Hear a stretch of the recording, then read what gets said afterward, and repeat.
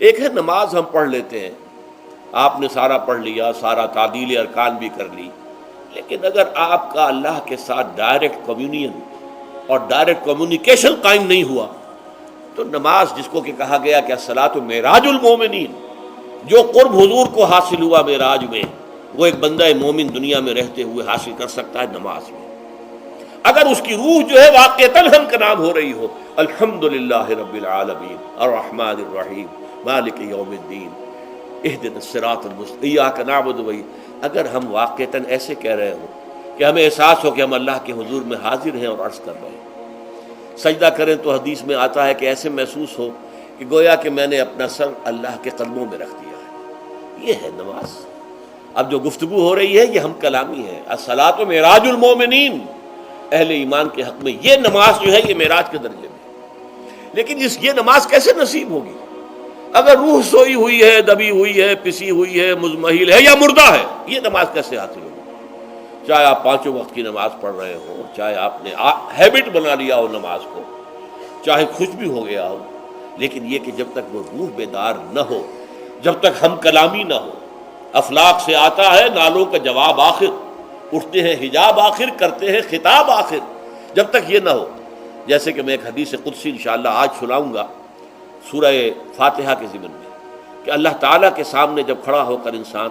جب کہتا ہے انی وجہت وجہی للذی فطر السماوات والارض حنیفا، دائیں بائیں سے بالکل اپنا تعلق کاٹ کر میں نے اپنا رخ کر لیا ہے اس اللہ کی طرف جس نے آسمانوں اور زمین کو پیدا کیا۔ اب یہ توجہ وجہ تو اگر یہ تو ہے چہرہ تو ہم نے کر دیا خانہ کعبہ کی طرف، اندر سے ہماری روح متوجہ نہیں ہوئی، وہ سوئی پڑی، اسے پتہ ہی کچھ نہیں کہ کیا ہو رہا ہے، تو اس صورت میں وہ کیا ہے؟ ظاہری بات تو پوری ہو گئی، نماز کا ثواب ہو جائے گا، فرض کی ادائیگی کا ثواب مل جائے گا، لیکن وہ اصل نماز تو حاصل نہیں ہوتی۔ یہ ہے وہ بات کہ وَإِذَا سَأَلَكَ عِبَادِي عَنِّي فَإِنِّي قَرِيبٌ، اے نبی جب میرے بندوں کی روحیں بیدار ہو جائیں، توانا ہو جائیں، حیات تازہ سے وہ ہمکنار ہو جائیں، اور پھر وہ میرے بارے میں پوچھیں، وہ میرا تقرب حاصل کرنا چاہتے ہیں، تو آپ سے پوچھیں تو کہیے میں قریب ہی ہوں، اجیب دعوت الداع اذا دعان، یہ ہے وہ دعا، میں ہر پکارنے والے کی پکار، ہر دعا کرنے والے کی دعا کو سنتا ہوں، قبول کرتا ہوں، جواب دیتا ہوں جہاں کہیں بھی مجھے پکارے، اذا دعان۔ اس میں در حقیقت وہ مفہوم آ گیا ہے there and then where ever، آپ اپنے گھر میں ہو کر پکاریں اللہ کو، آپ بستر پر لیٹے ہوئے پکاریں اللہ کو، الذین یذکرون اللہ قیاما وقعودا وعلی جنوبہم، ہاں ٹھیک ہے بعض مقامات بعض اوقات قبول دعا کے لیے زیادہ سازگار ہے، حرم میں جا کر دعا مانگی جائے، اور منا میں عرفات میں خاص طور پر، جبل رحمت پر خاص طور پر، ملتزم جو ہے کعبے کا اس پر خاص طور پر، وہ ایام بھی ہے خاص، لیکن یہ نہیں ہے کہ بقیہ دنوں میں آپ کے اور اللہ کے درمیان کو بڑا فاصلہ ہے۔ یہ سارا دنیا میں مشرکانہ نظاموں نے تصور پیدا کیا، اللہ تو دور ہے دور ہے دور ہے دور ہے، پاک ہے پاک ہے پاک، تم ناپاک ہو ناپاک ہو ناپاک ہو،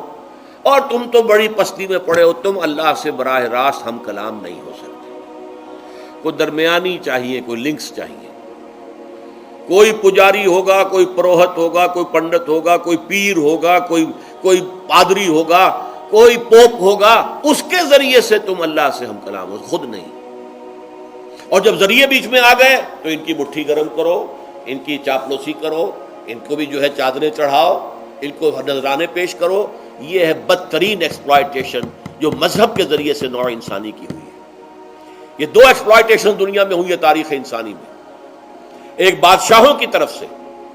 خراج دو ہمیں، محنت تم کرو گے کھیت میں، آدھا حصہ ہمارے پاس آئے گا، ہم عیش کریں گے، ہم سٹینڈنگ آرمیز رکھیں گے تاکہ ذرا تم بغاوت کرو تو تمہارا سر کچل دیا جائے۔